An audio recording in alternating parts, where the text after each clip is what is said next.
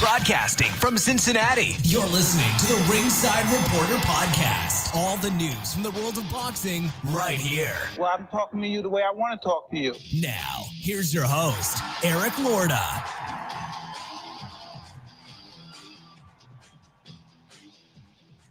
And we are live. Welcome to the Ringside Reporter show, where we talk about the latest boxing news. If it's related to boxing, we'll talk about it right here. My name is Eric Lorta, and I'm here with my co-host, Joe Habib. We got a great show for you today, and if you want to call in, 570-530-8316.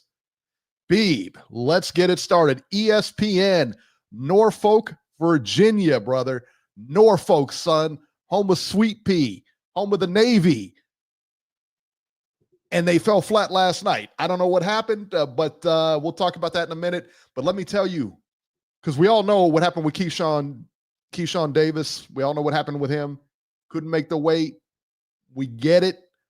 So what do you do now? You call Ohio. You call Titletown, baby. You call Titletown, and we save the day. You understand? Abdullah Mason, Titletown's own Abdullah Mason, versus Jeremiah Nakathila. 10 rounds lightweights. Abdullah Mason didn't need 10 rounds. Abdullah Mason closed the show. Stops Jeremiah Nakathila in 5 rounds. Mason completely dominated the fight like hey, people from Ohio do. I mean, what did you expect? Did you guys really give Nakathila some room here? No, he wasn't winning that fight. No way. It was a cut that opened up on Nakathila, and he claimed in the corner that he couldn't see. So the fight was stopped. So I know it was pretty bad, They said that, I guess when he got the cut, they didn't think it was as bad as it was until he got to the corner. But, yeah, that was it. All in all, great work by Abdullah Mason. He's a class act from Titletown. And by the way, Abdullah Mason made weight for his fight. So I'm just saying, Beeb, were you not entertained? Were you not impressed with what Titletown puts out in the boxing realm? I was extremely impressed with Abdullah Mason, because you looked at the fight and you said, wow, he's fighting very aggressively. He's in there trying to bomb him out of there. But there was strategy, and if you followed Nakathila, throughout his career, he's a big right hand puncher. But you also know that he likes to throw that right hand long, and he likes to get that full extension and catch you at the end of it. And what Abdullah Mason did was he made sure he didn't give him the space to get that right hand off. And when he was on the inside, he made every punch count. Like he was just fluid with those combinations. He went to the body. He was varying up with his shots. And the big thing, again, was his foot speed, him collapsing the pocket and not allowing this guy to get that right hand off. And that's why he had so much success, because he's able to take the big weapon away from him. And Nakathila is not a great inside fighter either. So he knew, and he scouted Nakathila perfectly. And I thought he had the perfect game plan, and he implemented it perfectly as well. And it was just a very, very sharp, solid performance. And I was impressed with how well he scouted Nakathila and how well he stuck to the game plan. Because, again, you can get lackadaisical in there. You could kind of sit back and lie back. But, no, he kept the pressure on him, made sure he didn't give him that space, made sure that he didn't get caught with anything big, didn't make any mistakes. And it was a pretty much flawless performance, in my opinion, from him. It was great. Thank you, Big Texan. Big Texan says, hey, B, be sending hugs. That's very nice. Take it down. All right. I thought he looked good, man. Yeah, I thought Abdullah Mason looked good. Nakathila, he did what he was supposed to do. I mean, he went in there. He's the main event now, and he went in there and just, he performed. Performed. And there's pressure on him last minute being elevated to the main event, not knowing that was going to happen. Right. So there was a lot of expectation for him to pretty much save the show. Yeah. And if this fight was a stinker, then it would have been uneventful. Now that he put on the performance that he put on, a lot of people were crediting him and actually saying, hey, thank you, you saved this show. So this was a performance in which people really could get behind and really were excited about, and they were happy to see him step up and carry this show on his back, which he essentially had to do at the last minute. So full credit to him for doing that as well. Yeah, I agree.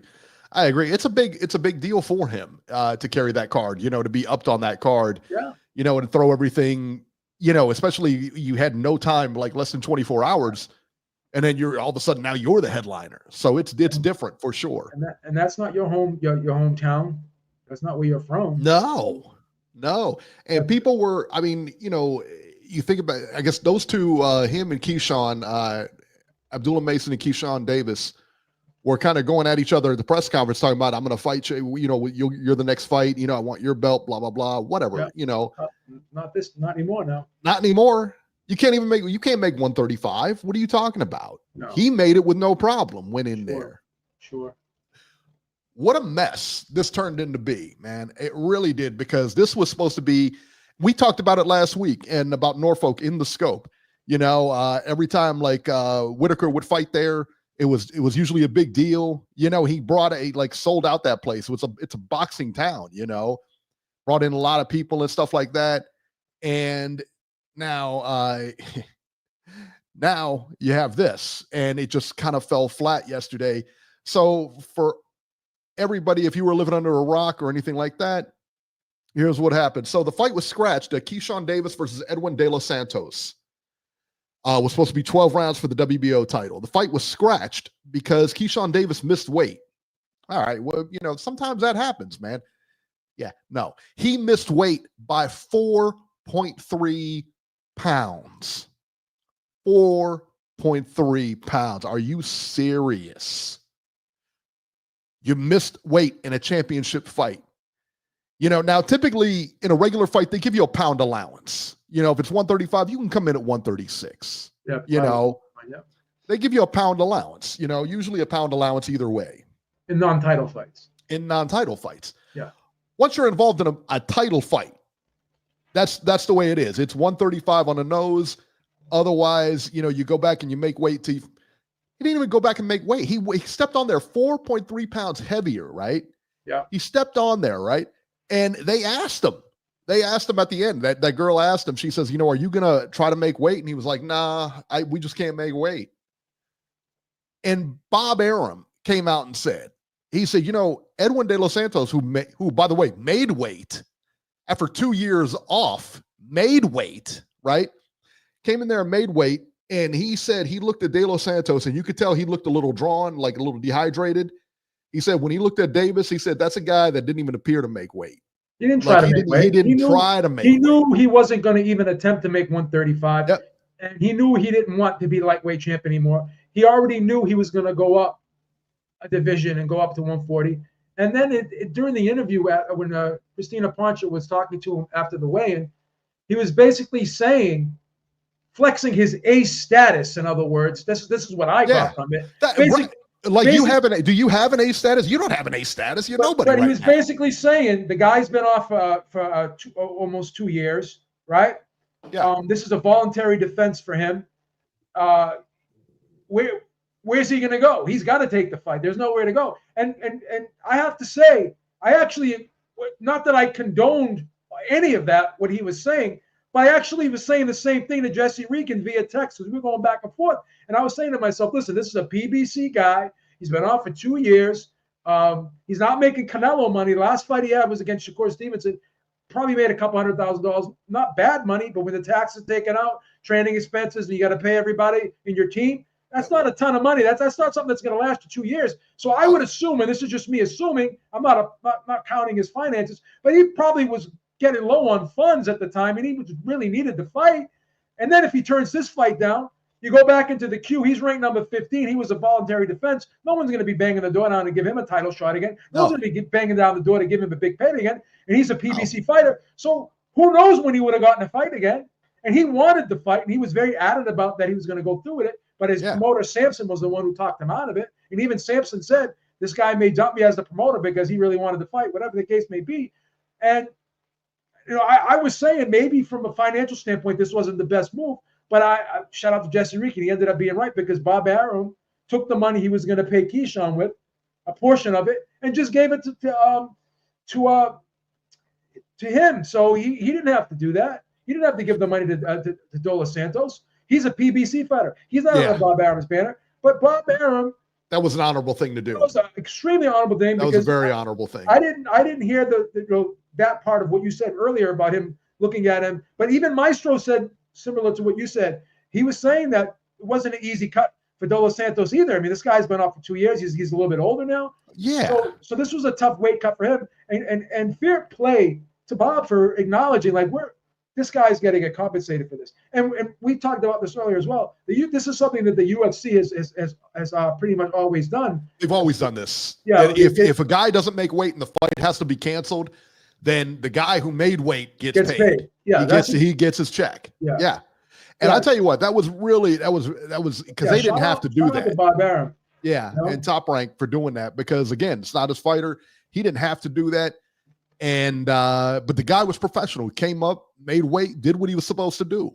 But he wanted to fight. Now Samson Lakowitz, his manager, the De Los Santos' manager, right? Or promoter? Yeah, promoter, manager, whatever you want to call it. I guess he's saying that he didn't want him to fight and everything, just like you told him.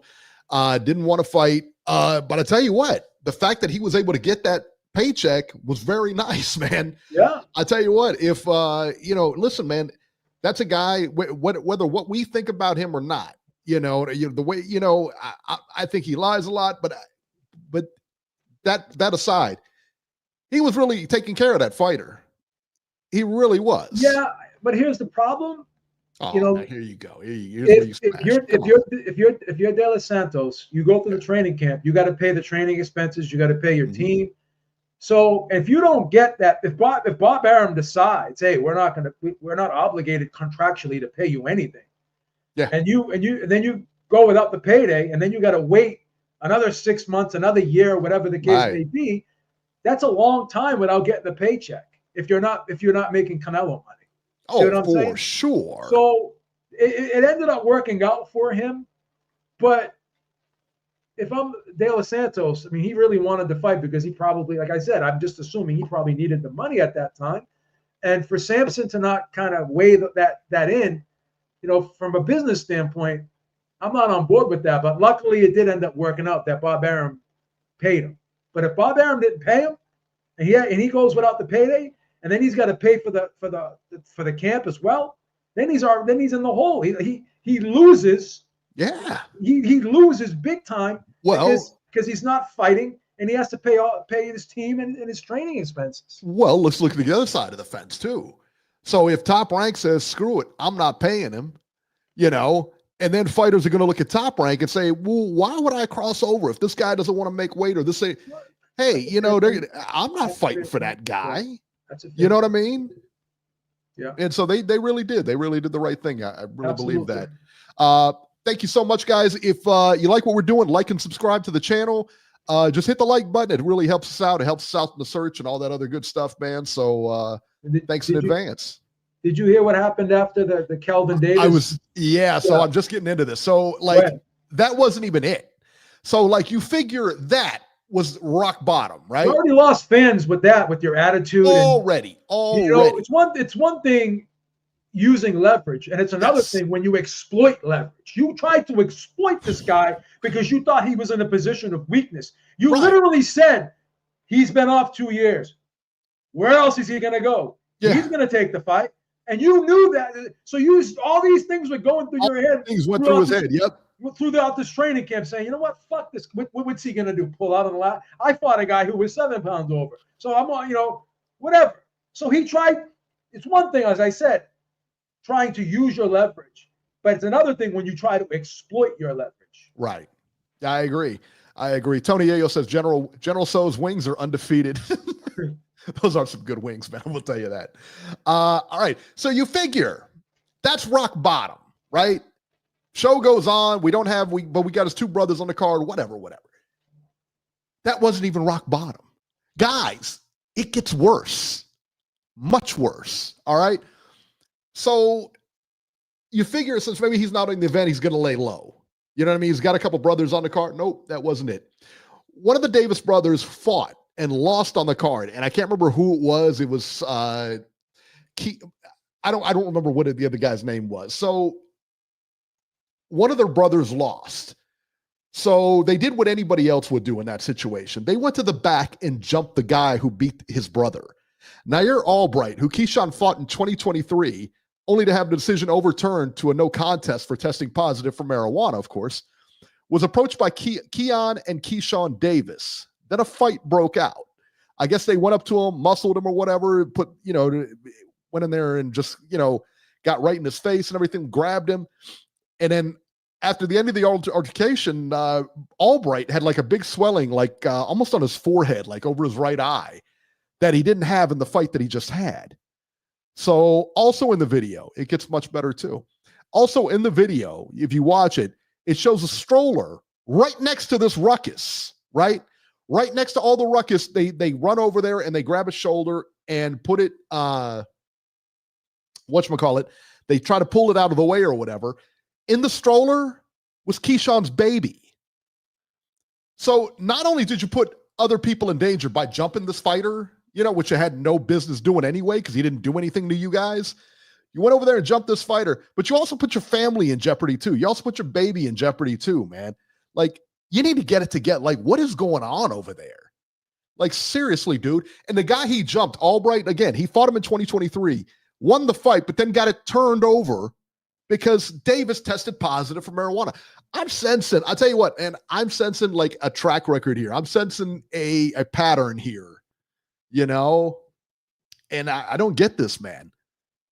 Yeah, but doesn't he work with Terrence Crawford? Does Keyshawn work with Terrence Crawford? I can't. Yes. And, that's and okay. Shout out to Crawford. Crawford went going back there, and he apologized on behalf of Bomac. Went behind there and apologized. So, why didn't Keyshawn go back there and apologize? Should have. Right? Should have. Yeah. Yeah. What do you mean? Who's repeating false info? HLD's trying to say that, first of all, that it's a commission rule that the fighter who doesn't make weight has to get paid, which it's not a commission rule. That's one, I don't believe it is. That's one lie he's putting out there. And another lie is he's trying to say that Dos Santos's purse was only $240 when it was reported that it was $450. 400. Yeah, I heard it was around the 400 area. Like $450. Yeah. It was in the article I sent you. It's that, and I trust Keith Heidick. Keith Heidick is he's solid. Yeah, he is. And I could find out from Bob Arum tomorrow if I wanted to. So yeah, no, they didn't have to pay him. Yeah, no, they did not have to pay him. I don't believe that's a commission rule either. It's not a commission rule. It's a commission rule in Norfolk.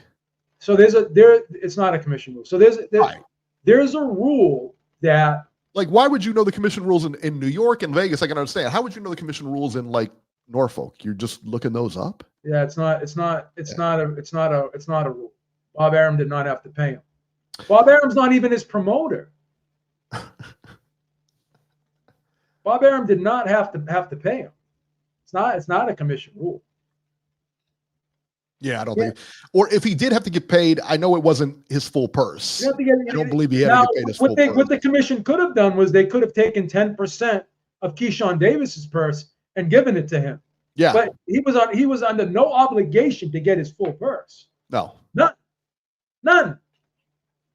If they wanted to, they could have given him a percentage, because obviously they're going to fine Keyshawn Davis for not making weight, and if they decided they wanted to give that portion of what they fined Keyshawn Davis, 10% of what he was making, so he probably at best would have gotten $100,000 from the commission if they decided to give him the fine from Keyshawn Davis. I think not even that. He probably would have got I think Keyshawn Davis was making $700,000, so he probably would have only got $70,000.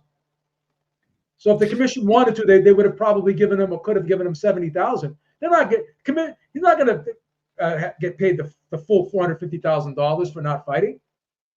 Yeah, no way. Daniel Penny says, why hasn't Keyshawn been arrested? Well, it's funny that you mentioned that, because De Los Santos said they're actually considering a lawsuit against him for what had happened. I mean, because again, that was totally uncalled for. I mean, again, there was women back there, there's kids back there, and then you're over there trying to start some nonsense. That didn't make any sense at all. Now, I agree with Tony Ayo. I think hits it right on the head. He said Keyshawn is not rich enough for these antics. He's not. You're not big enough for these type of antics. Like, what are you trying to do here, man? Like, come on. Yeah, I think he came in there and he thought he was just going to big time this guy, and then it didn't work out for him. That's exactly what he thought, right? Yeah. Where's this guy going to go? You know what I mean? Like, come on. And Warrior says that Keyshawn is 26-ish. He's not a kid anymore. I agree. So, yeah. So that was the debacle over in Virginia this weekend. So, yeah, hopefully. What do you do if you're, if you're promoting Keyshawn Davis, what do you do with this guy? He's got to move up in weight because he clearly can't make 135. Well, he said he had no intention of making it, and he knew he was going to move up. Yeah, like I'm sure, like I said, Aram can't be happy with this. You know what I mean? Like, I don't understand it, man. I don't get it. That's cravy. Yeah. All right, let's move on to DAZN in England. Fabio Wardley versus Justice Huni. 12 rounds heavyweights. Fabio Wardley KOs Justice Huni in the 10th round of a fight. He was losing every round, babe. He was losing just about every round until Huni walked into that right hand, and that was a stiff right hand. And he caught him walking in on it. You seen him just coming in and bam. It was a perfect shot, man. It really was. He caught him right as he came in. Huni got up, but the referee stopped the fight. I don't think he was in no condition to continue. He was leading through 9 rounds on all 3 cards, 88-83, 89-82 twice. Yeah. I only gave Wardley 1 round in that fight. And, yeah. It's crazy. I know people are going to get mad when I say this because when I make comparisons, people will be like, oh, well, how could you say this guy is like this guy? I'm not saying that they're on the same level, that they're the same fighter, but that is the punch that Wardley landed, that right hand, is a punch. It's a very unique, odd punch we don't see thrown very often. It's that little short, looping sidearm right hand where he throws it from the side, and it's out of the view of his opponent. You can't see it because of the angle and the trajectory it's coming down from. And if you remember, when you look at those punches that come from the side and they come down like this, and they're like that short little looping shot, it's almost like a hammer is coming down on you, and it comes down and you land it like with these 2 knuckles on the side, like boom, like that. Triple G, remember Triple G used to throw that right hand all the time, that mid-range punch. Curve, curve the arm just ever so slightly, and not really pull it back and wing it, but just that little boom, that little right hand boom. And it was right in that mid-range. And if you remember, Huni's corner was saying, you're doing great when you're on the outside, you're doing great when you're inside. Just stay out of that mid-range because that's where he's having the most success. And that's where he ended up getting caught, in that mid-range. And he ended up throwing up just a bit, throwing that right hand a little bit lackadaisical, a little bit wider than he normally was throwing it because he was having success with that lead right hand. But, this guy Huni was very crafty and cagey. He was slipping and sliding, dipping and ducking, and he was throwing a lot of feints on the way in. And because of those feints, because of the changing of the levels, because of a lot of the herky-jerky movement, he had Fabio Wardley guessing on what punch was going to come at him. Because sometimes he was throwing the feint, then he was throwing the lead right hand. Sometimes he was throwing like a little step in, and then he would kind of like sell the jab, but then he would come over with the hook. But in this instance, he even admitted he kind of got a little lackadaisical, threw the right hand a little bit lazy, a little bit wide, and that's where Wardley caught him on the way in. He caught him leaning in just a little bit, and then he threw that sidearm little over the top, short looping right hand, and boom, caught him slipping. Caught him slipping. And that's a hard shot to see. It really is, especially when you switch angles on it. It's a hard shot to see. And it's when you're in, and all of a sudden that hand disappears, and next thing you know, it's hitting you, and it's like, man, it's a hard shot. That was a shot that came from a blind spot. Really? Yeah. Oh yeah. He didn't see that shot coming. No. And I could see how most people the way that punch is thrown. And it's funny because you heard Wardley say at the end of the fight, I'm no Usyk, I'm no crafty boxer, whatever. I'm a guy who has power and I have to bang guys out of there. But I have to say, that was a really smart move. Yeah. Perfectly timed punch. The way he threw that punch, the way he was able to squeeze that punch off in the mid-range and land it the way he did. That wasn't just a lucky shot. Like No. He capitalized on the moment. He saw the opportunity and he reacted to it. So you have to react to those opportunities. When those opportunities present themselves, you have to have the presence of mind to capitalize on them. And he most certainly did that, right? And that crowd was lifting him up. You heard that crowd throughout the whole course of that fight. They were cheering him on, and it's hard to imagine him not feeding off of that. I'm sure that had an impact. Yeah. Oh, for sure. Yeah, right? Yeah. So. Yeah, I mean, Huni's a really good fighter, though. He showed it. Like, I felt bad for Huni because he was putting on a massive winning that fight. He was so slick, so crafty. The way he kept dipping and the herky jerky, the dipping and ducking. He was really slick. Like, I was looking at him doing these things, and I'm saying, imagine having to fight this guy, not knowing how to gauge what's coming at you. This guy was like a chameleon in there, gave him different looks at every turn, and like you didn't know what this guy was doing. I've seen a lot of guys in the gym, and I've just never seen a guy like that, like being so versatile with his line of attack. I want to see him again. You know what I mean? I don't want to see that fight again. I don't need to see that fight again, but I would like to see Huni again. Yeah. And of course, Fabio. I mean, that was that was insane, right? Fabio is never in a dull fight. And you can say what you want about his performance and how he was losing, but he never gave up. No. Never gave up. He kept coming. And a lot of guys would have discouraged, and they would have just dialed it in. For sure. Said, sure. I'm getting this guy out of here. Fuck it. Yeah. And he did that.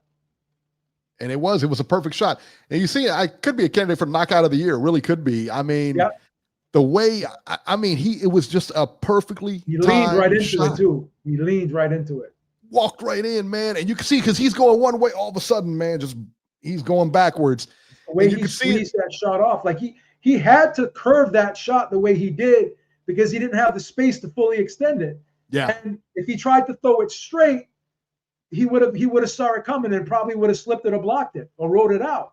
But because he threw it from that angle he threw it at, that curved right hand that punch that Triple G throws so effectively, because of the way he threw that was the way he was able to land it so perfectly. It was just it was one of those shots you just kind of look at and you could watch it over and over and just like analyze it and everything. It's just a perfect shot. Yeah. And you know what? He lost every round. Maybe one round. I only gave him the second round. They only gave him, I think, 1 or 2 rounds. Yeah. Yeah. So it was way behind. What's the lesson here? It's never over, man. Never over until it's over. Oh, yep. Until that bell rings, you're going, man. You still got a shot. You still got a shot to land. You still got a shot to win. Especially in the heavyweight division. Especially, right? I mean, them guys, again, man, one shot can put you out. When you're in the bantamweights or the lightweights or whatever, it's, some guys carry that power, some guys not so much. But everybody at heavyweight can hurt you. Everybody. Inoue and Juka Nakatani, they're outliers in those lower weight classes. For sure.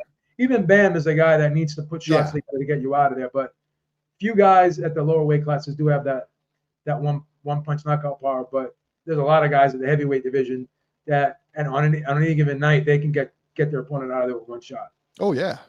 Oh yeah, man. All right, ESPN in Japan. I believe this is in Tokyo, if I'm not mistaken, at the Tokyo Dome. Junto Nakatani versus Risuke Nishida for Nakatani's WBC bantamweight and Nishida's IBF bantamweight title. Nakatani wins by TKO after Nishida dislocated his shoulder after the 6th round. Nakatani was clearly winning this fight. It wasn't real close. It was one of those things, man, but he dislocated his shoulder. He can't go on like that. You can't fight a fight like that. You can't throw a punch. You can't block. You can't do anything. It's dislocated. You can't pop it back in because it'll pop right back out. What's that? You can't pop it back in because it'll pop right back out usually. Remember that movie, The Best of the Best? when he goes, Tommy, pop stop it. Pop it. He tried to pop it back in. Remember in Rocky where he told him to cut his eye to get the swelling down? Come me, Mick. Come me, Mick. Say, son, we're a long way from Hollywood, all right? Your boy B was on that card, on the undercard. Tenshin Nasukawa, the guy that got rolled over by Floyd Mayweather in 30 seconds. Man. He took a dive. Yeah, he took a dive. Of course he took a dive. Anybody saw that fight, you know he took a dive. Good dive, man. Versus Victor Santillan, 10 rounds bantamweights. Tenshin wins a unanimous decision. So there you go. Now in Australia, I didn't see this fight. I didn't see it. I don't know that it was televised. But Jai Opetaia versus Claudio Squeo. No, it was on. It was on DAZN this morning. Was it on DAZN? That was it. I didn't catch it, man. I didn't catch it on DAZN. Jai Opetaia wins by TKO in the 5th, and what I'm reading is a one-sided fight. No, it was one-sided. You didn't miss anything. You didn't miss much. I mean, from what I understand, this was a complete mismatch. By the way, yeah, no disrespect, but again, I feel bad for Jai Opetaia because he wants to be in these unification bouts, but none of these guys were in a rush to fight him. So hopefully, nobody wants to fight that dude. Yeah, no one's banging down the door to fight this No, you didn't. And you know what? I don't blame him. He's a big guy. He's strong. He's he's a tough guy, and he's a good fighter. That's the other part. Right. He's a very solid boxer. Sure. UFC 316 last night. Why do I bring this up, Beeb? And there's 2 ladies on there. That's the fight we're going to talk about. That's right. See, now you love the ladies in MMA. You just I love the ladies in MMA. Kayla Harrison versus Juliana Pena. Kayla Harrison wins the title from Juliana Pena. Why do I bring this up? Where's Kayla Harrison from? Right here, son.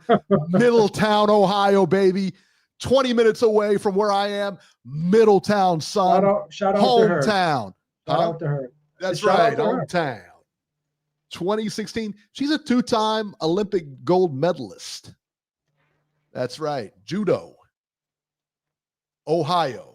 OH. We're going to give Ohio its props this week, man. We got to, right? Right? Plus you were just at the Hall of Fame. And who said that I don't like women's sports? Are you kidding me? Kayla Harrison, son. She's fighting Amanda Nunes next now. Oh, is she really? Wow. Yeah, she's gonna blast Amanda Nunes. I'm gonna definitely watch that. I'm a big Amanda Nunes fan. You think she can hit? Well, Amanda Nunes has been off too, right? She was coming out of retirement. Oh yeah. So this she'll be the favorite. This is a setup. This is a setup fight for Kayla Harrison for sure. It's a good money fight too, probably. Yeah, that's what I'm saying. Yeah. Like she's been off for what, 2 years or something like that, or a couple years. Yeah. I mean, she's got kids now and everything like that. It's different now. You know what I mean? She's not that same fighter, man. There's no way she can be. Yeah. And she was the one that lost to Juliana Pena. She lost her title to Juliana Pena anyway. And Kayla just went in there and smashed her. So is what it is. All right, let's see here. What's coming up next? That was pretty much the action for last week. Let's see what we got coming up. June 14th on DAZN, Richard Hitchens versus George Kambosos Jr., 12 rounds for Hitchens' IBF junior welterweight title. That's a pretty good fight, B. That's a pretty good fight. I don't hate that. I want to rip on DAZN, but I don't hate that fight, man. It's a decent fight. Yeah, Andy Cruz versus Honori Mishiro, 12 rounds lightweights. Also, let's see here. That's it. That's it for next week. Yeah, it's a slow week next week. Boy, you ain't lying. Well, we have a nice July coming up. Yeah, let's see what's coming up. June 19th, we got Brian Norman Jr. fighting. Jin Sasaki. That's on June 19th. That's a decent fight. Let's see what else we got coming up. Vito Malnecki's fighting on ESPN Plus on June 21st. Camille Gardzielek. Yeah, Camille Gardzielek. He's fighting him. Brandon Lee on that undercard. That's another one we haven't heard from. He hasn't made enough. That's another guy, man. You thinking like the sky is the limit, and then all of a sudden he just drops off the face of the planet. Is he still with PBC? No, he's not with PBC anymore. I think he's with Frank Warren now, if I'm not mistaken. Is that right? Yeah, I think you're right. Yeah, he left PBC. So yeah, I mean, if you're a new fighter, I'm not sure PBC might be the place for you because we can't blame PBC for this now because he left PBC. So yeah. Let's see here. June 27th, Christian Mbili versus Maciej Sulecki. Not a bad fight. June 27th. This is weird. In Wichita, Kansas, Beeb. Deontay Wilder versus Tyrell Herndon. 10 rounds heavyweights. That's just odd to me that it's in Wichita, Kansas. Yeah, that's what I'm saying. Like, it doesn't seem like a huge fight town. No, it's not. But isn't Ring located in Kansas City or something like that? I don't know. One of them. I'm not one sure. of them are. I don't know. I'm not sure. Ring or Title Boxing, one of those I thought was located there. Yeah, I'm not 100% sure. I'd have to research it. But Wichita, Kansas doesn't seem like a hotbed for the fights, man. So why not fight in Alabama? Again, it's I don't even know if there's a big market for him to fight anymore right now. So maybe he has to fight in a small town like that, I guess. I don't know. Yeah, I don't either. It's just an odd thing. I don't think anyone's banging down the door or calling for him to be fighting again after what we've seen in his last couple of fights. Yeah. No yeah, no doubt, man. June 28th, Anaheim, California on DAZN pay-per-view. This is pay-per-view, by the way. Uh-oh. Jake Paul versus Julio Cesar Chavez Jr., 10 rounds cruiserweights. Now, before anybody gets excited about this, like Julio Cesar Chavez, legit boxer. Jr. was a legit boxer. Titles, everything like that. But he lost to Anderson Silva not recently, but like a couple years ago. Yeah. You're not getting better with age. You're not beating Jake Paul. How old is he now? Was he like 40 now or something like that? He's got to be, right? Yeah, he's up there in age, right? He's got to be. Gilberto Ramirez versus Uriel Dorticos for Ramirez's WBO and WBA cruiserweight titles. Holly Holm on that undercard versus Yolanda Vega, 10 rounds women's lightweights. I don't know how Holly Holm is going to do back in boxing. She's up there in age too. She's in her 40s. Yeah, for sure. The best fight on that card, Floyd Schofield versus Tevin Farmer, 10 rounds lightweights. That's a good not a bad fight at all. That's a very good fight. That's a decent fight. July 5th, Jack Catterall versus Harlem Eubank. And you're taking Harlem in that fight? You're taking Harlem Eubank? Yeah, I'm going to take Harlem in that fight. Wow. Over Catterall, right? Yeah. Wow. All right. I did not expect that. Yeah. July 12th, Edgar Berlanga versus Hamzat Shiraz, 12 rounds middleweights. I like that one too.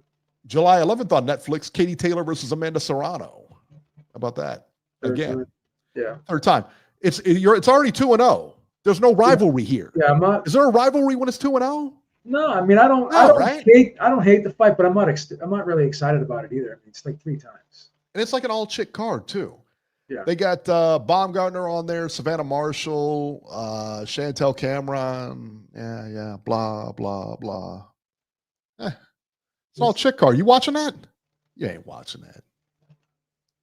Watch every. You don't watch that. What's the matter with you? Boxing analyst.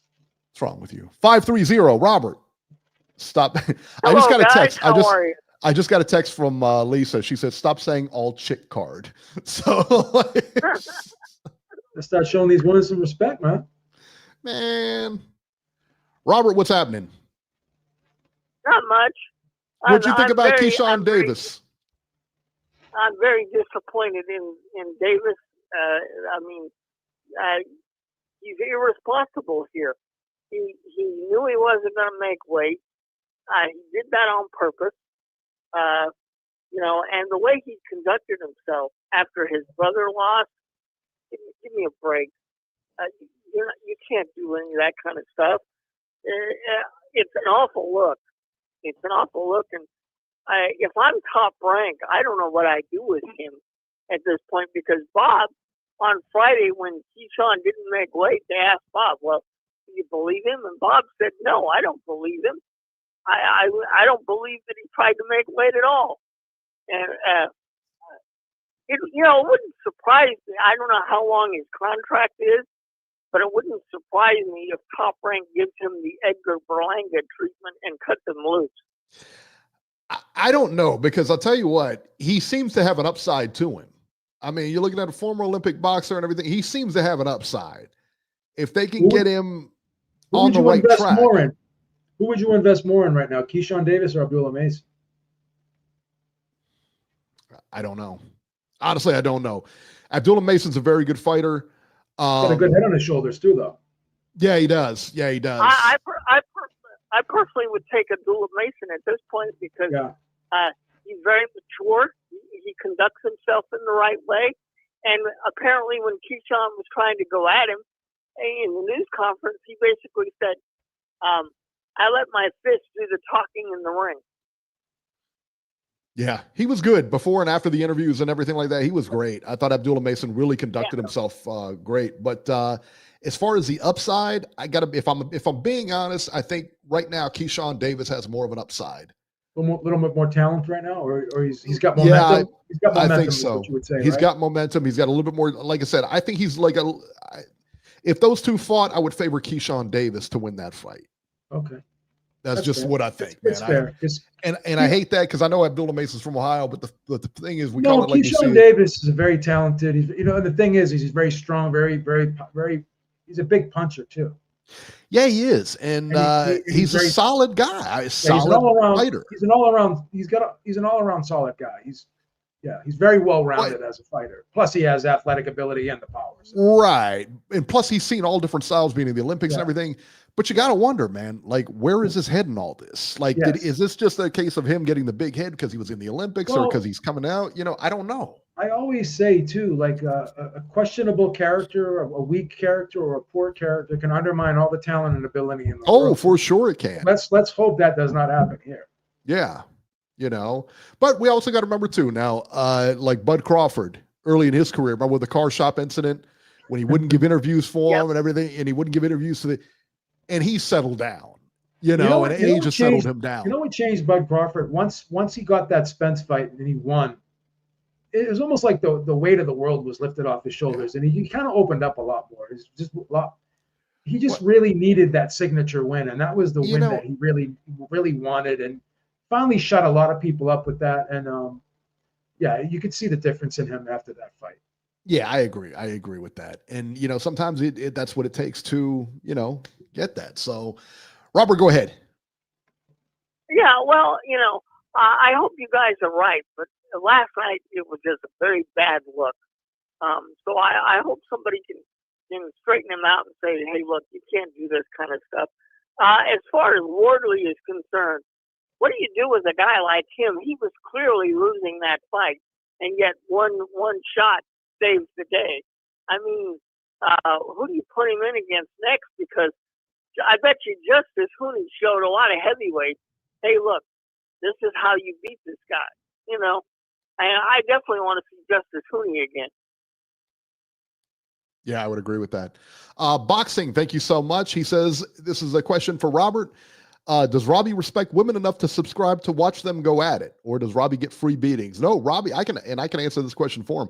Robbie subscribes to DAZN. Robbie subscribes to all of it and watches all these fights. Yeah, he doesn't get anything for free, man. He pays for all of it. Yeah. Yes, I watch all the fights. We are going to have to talk about the July 11th card. So yes, I will be watching that on Netflix. What July 11th? I mean, what are you talking about? July? You talking about those chicks fighting? The Serrano fight? Yeah.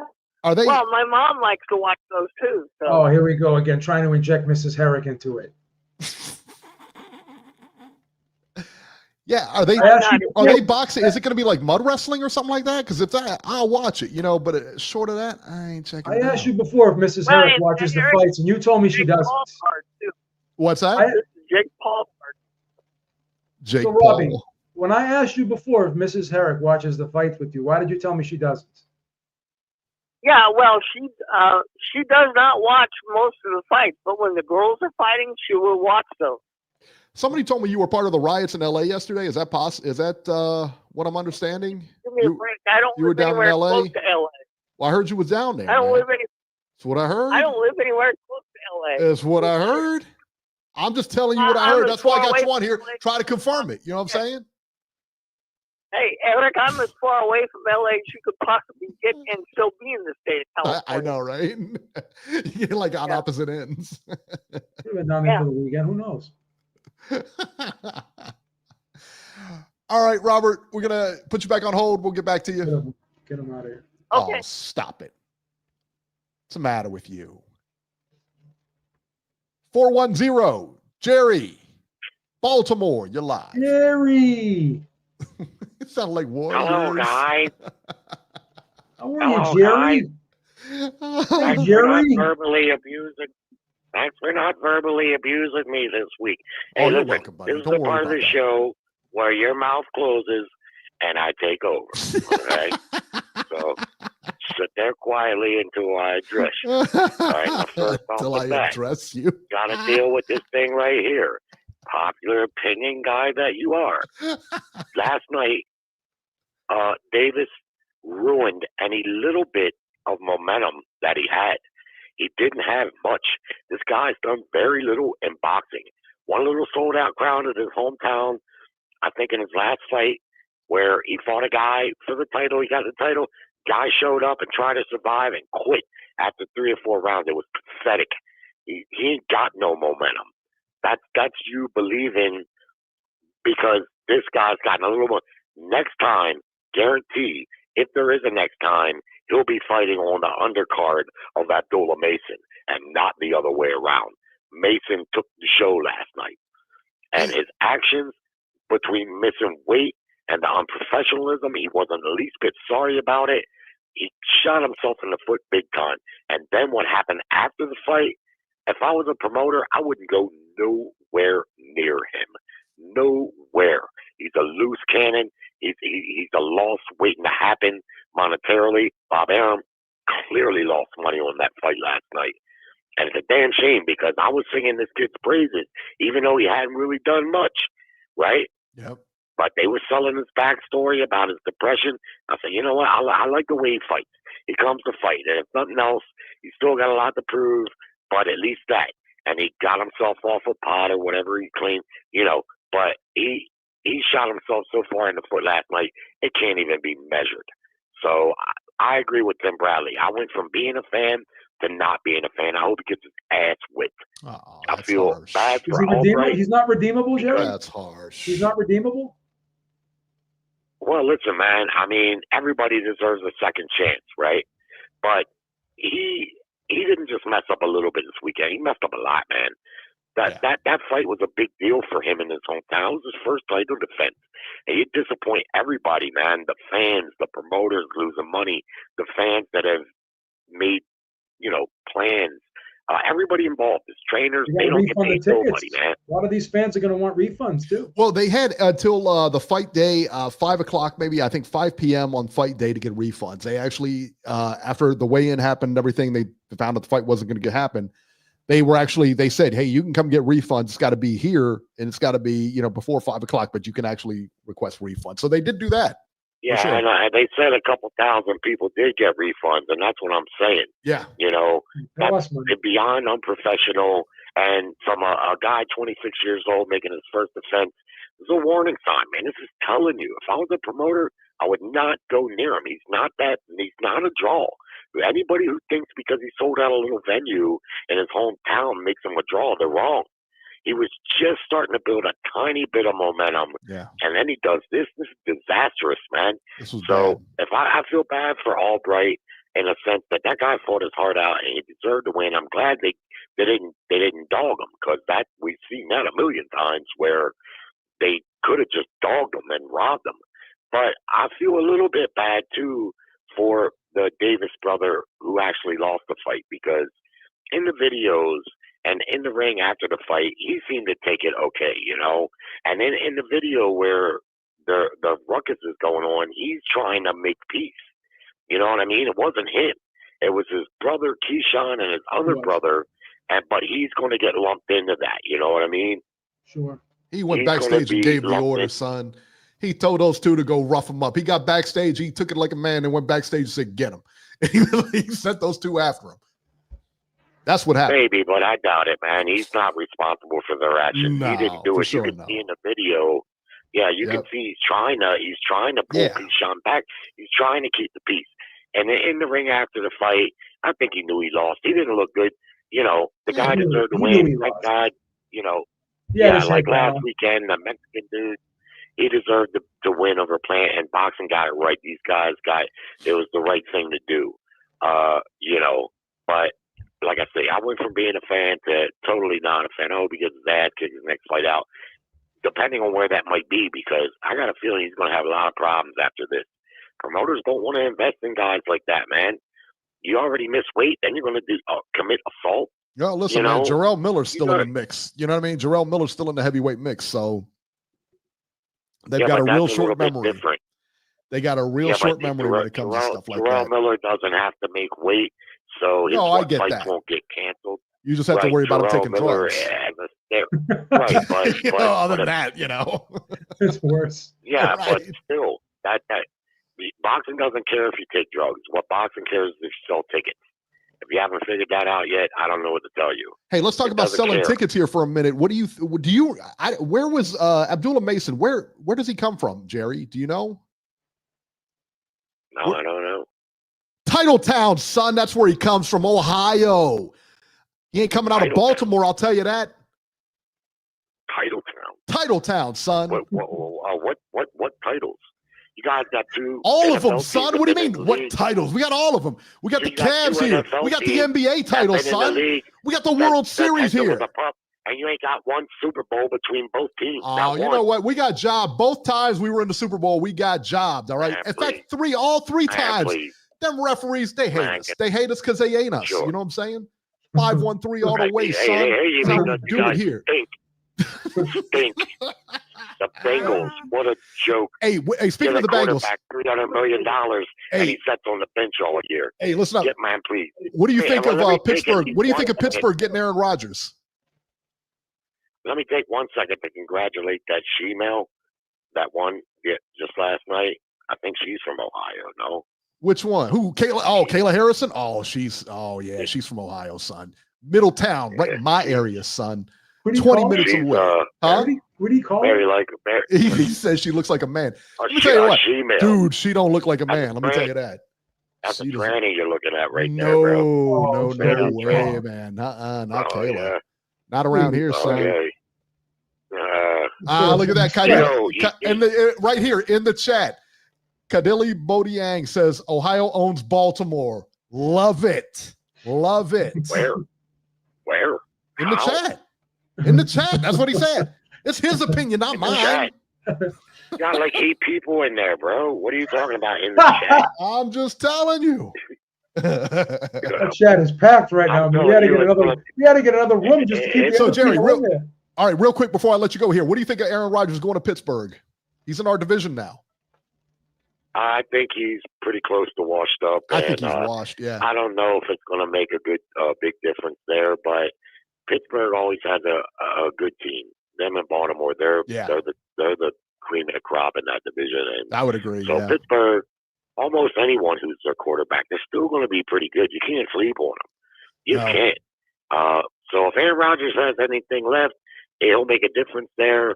And if he doesn't, they'll still probably be better than the Bengals and the Browns. Like, I damn guarantee you that. He's better. I think he's better. He might be better in that role. You know what I mean? He might be better in that role because they got people around him. They got, you know what I mean? And he can win in limited production. You're not going to depend on him to win the game for you. So they don't need much out of him, is what you're saying? Yeah, pretty much. They're always But stacked. lastly, Manny Pacquiao.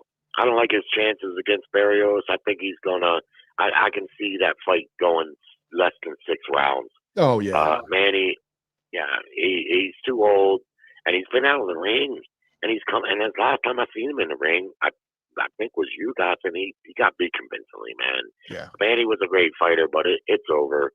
He wants to come back, get this payday. If you think about it, he's got to do it now. If he waits any longer, it probably won't happen. So that's what this is. He's coming back to get $8 to $10 million, and okay, I get it, but Barrios is a much better fighter, I think, than people give him credit for, because he got stopped there at that fight at 140 by Tank. But Barrios, I think he's going to beat the dog crap out of Manny Pacquiao. Yeah, you know, and I don't really want to see it, but what can you do? You want to fight, you're going to fight. Yeah, I agree. All right, Jerry, thanks very much, man. We're going to get rolling here. All right, guys. Thank you, sir. You know, and he brought up a good point with the Manny Pacquiao thing. So again, man, Mario Barrios isn't, you know, he's a really good fighter. I've noticed that sometimes he fades when the lights come on. He doesn't, a lot of times he doesn't win that big fight. That's true. This is the fight that Barrios needs, though, because Barrios will win this fight. And if you need any guarantee of that, listen, we saw Pacquiao, what is it, about a year ago against that kickboxer guy? How long ago was that? It was about a year ago against that kickboxer. I want to say it was about a year and a half ago. It was like 3 rounds or something, and he got torched in that fight. Yeah. I mean, he just got hammered, and that fight wasn't even close, my man. Yeah.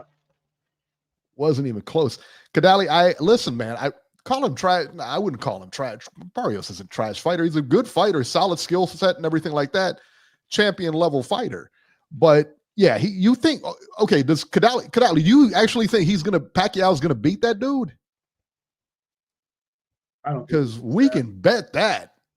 There ain't no way he thinks he's gonna win. Yeah, I don't think he thinks that. Anybody thinking Pacquiao's gonna win, man, come bet with me. Come bet with your man. I wouldn't mind seeing Pacquiao win the fight, though. It's hard to not root for him in this fight, but would that be amazing though if he did win that fight?